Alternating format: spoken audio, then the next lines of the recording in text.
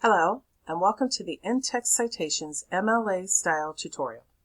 In this lesson, I'll explain what an in-text citation is, why they should be included in your writing, and the different ways they can be formatted.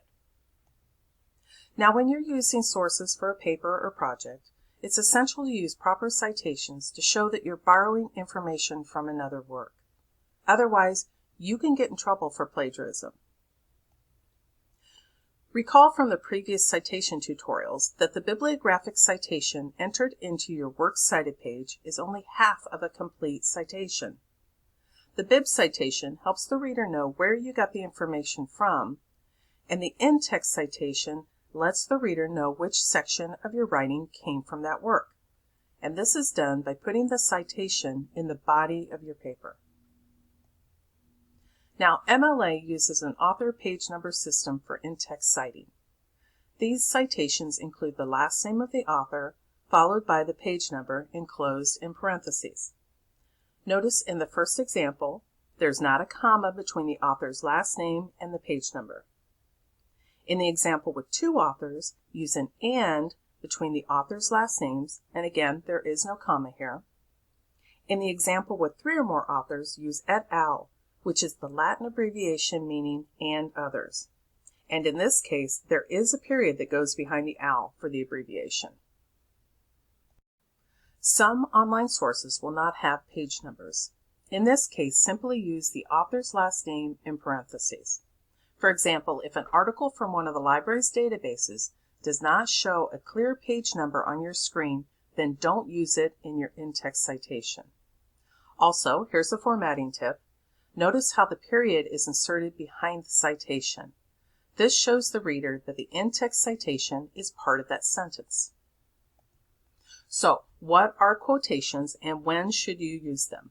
Well, quotations are the exact words of an author copied directly from a source. You should really use quotes sparingly. In college-level writing, most of your paper should be in your own words. Now, there are a couple ways to integrate an in-text citation into your paper. First, you place the whole citation at the end of the sentence where you've included the quote. So, for example, the study argues that, quote, you should cite your work, end quote, then parentheses, the author's name and the page number, then the ending parentheses. Last, end with a period. Now, this is not the only way to include an in-text citation. A signal phrase is a short phrase that introduces a quote. It's a signal to your reader that an outside source is being used. So, if the author's name is part of the sentence, you don't have to include it in the parentheses. Instead, you can format your citation like this. Hans' study argues that, quote, you should cite your work, end quote, and then put the page number in the parentheses with the period after that. So, what is paraphrasing? Well, it's when you keep the same meaning of the original text, but you rewrite it in your own words. Now, changing a few words of the original statement or stitching together numerous phrases from the author is not paraphrasing. That's a form of plagiarism. So, this is how an in-text citation works with a paraphrase sentence and two authors. It's the same as with a quotation.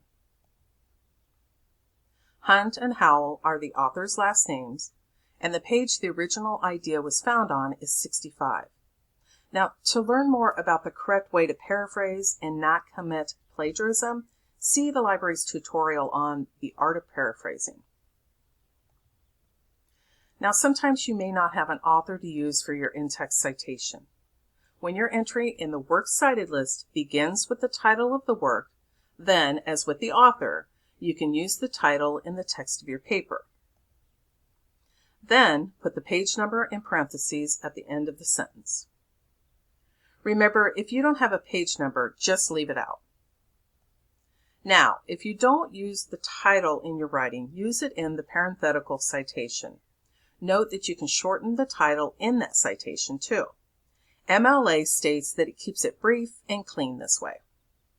Also, make note that the title is italicized in these two examples. I'll show you why that's important next. Now, whatever your entry in the Works Cited page uses for the title, then use it in your in-text citation.